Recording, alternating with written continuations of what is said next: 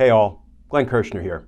Please enjoy this video on the Political Voices Network. And this is the latest story from the Law and Order Party, Glenn. I just had Matt Gaetz, Representative Gaetz, says there's a get-out-of-jail-free card for Steve Bannon.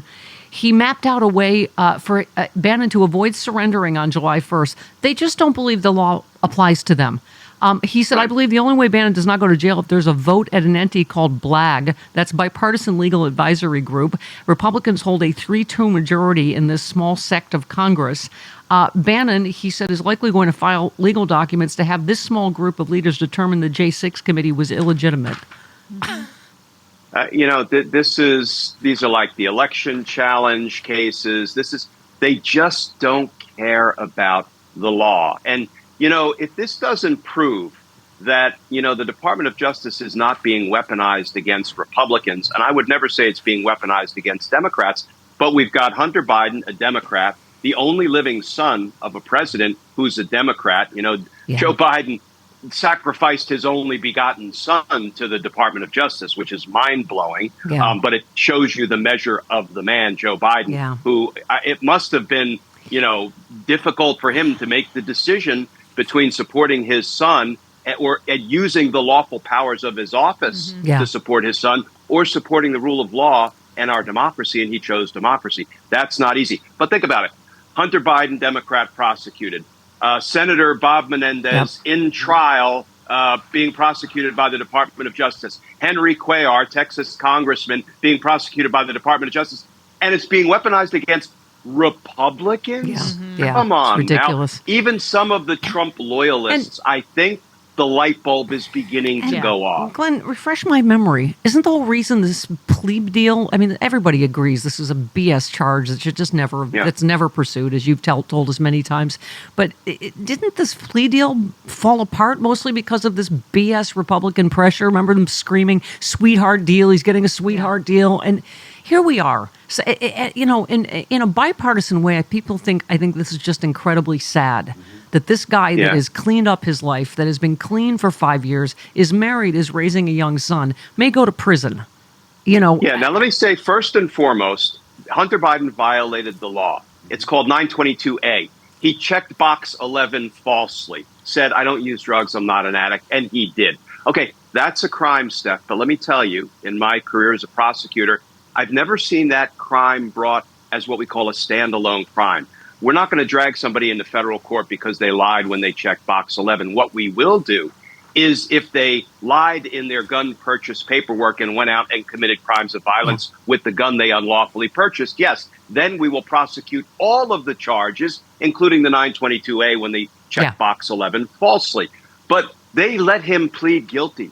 They gave him a plea offer saying, if you plead guilty to 2 misdemeanor tax charges, we won't even bring the gun charge. We'll let you go through what's called a diversion program. When that fell apart, and I cannot say that fell apart due to political pressure. I don't know why it fell apart. The judge was not satisfied that the terms of the plea agreement had been sort of sufficiently clear.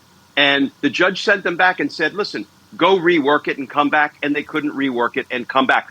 A guilty plea offer falling apart is not unusual. I've had it happen.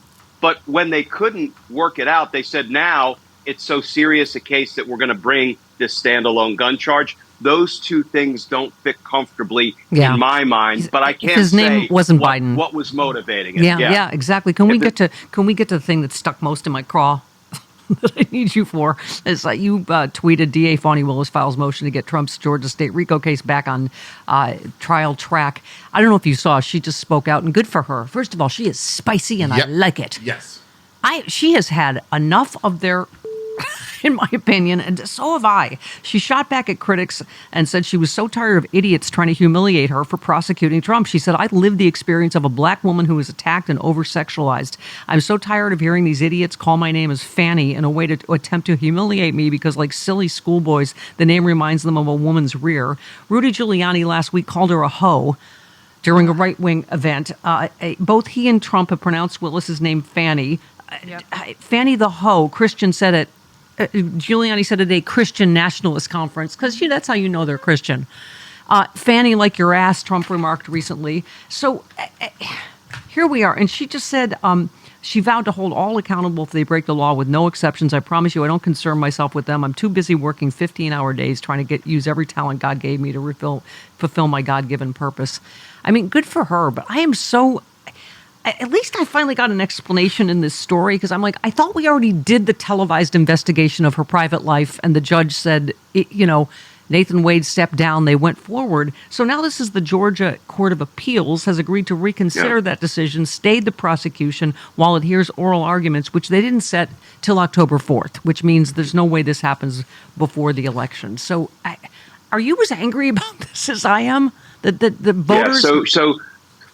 DA Willis filed what might be viewed as a Hail Mary motion, but sometimes Hail Mary passes get caught in the end zone, right? So this is a straight-faced motion. She said, listen, there is an appellate practice principle that if there's no legal issues to be resolved, then you shouldn't accept the appeal for review. And she set out in a 17-page motion that there really is no legal issue. Judge McAfee made solid, supportable, factual rulings and findings that there was no conflict, and there's literally nothing for the appeals court to take up. So all they're doing is delaying the trial date. So she said, listen, it was improvidently granted. That's what the motion says. We're asking that you deny it outright, return it to Judge McAfee so he can put it on the trial docket.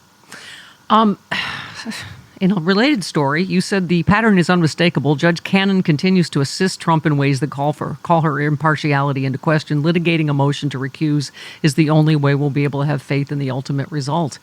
I mean, I know we're having the same conversation every week, but between that and God knows when the Supreme Court is going to rule on immunity, it's just this delay after delay and the vast majority of the American public, Glenn, agree with you and I that we are entitled to the verdicts of these trials before the election. We are. And can you imagine, Steph, Judge Cannon has already signaled she's looking for a way to dismiss this case that will not be appealable by Jack Smith. That was that whole ridiculous legal instructions endeavor that they went through. Pretend that these are correct formulations of law, that the Presidential Records Act lets Donald Trump do whatever he damn well pleases. Well, that's not a correct formulation of law. But here's the thing, Steph.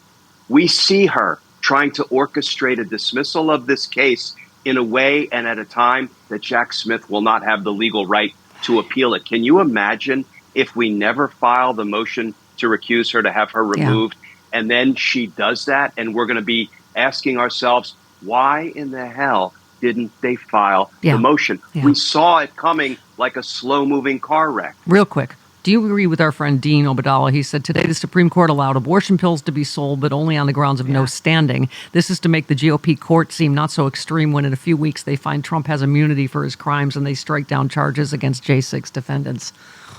I think it's even worse than that. I usually agree with Dean. But I think they said no standing. But guess what?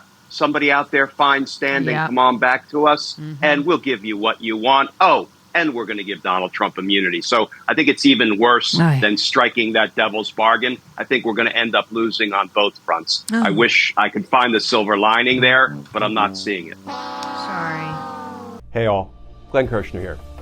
I hope you'll join me on my new audio podcast, Justice Matters. I'll be using my 30 years as a federal prosecutor and Army JAG to unpack, break down, and explain the legal issues of the day, particularly where the legal intersects with the political. Please look for Justice Matters with Glenn Kirschner wherever you generally get your podcasts.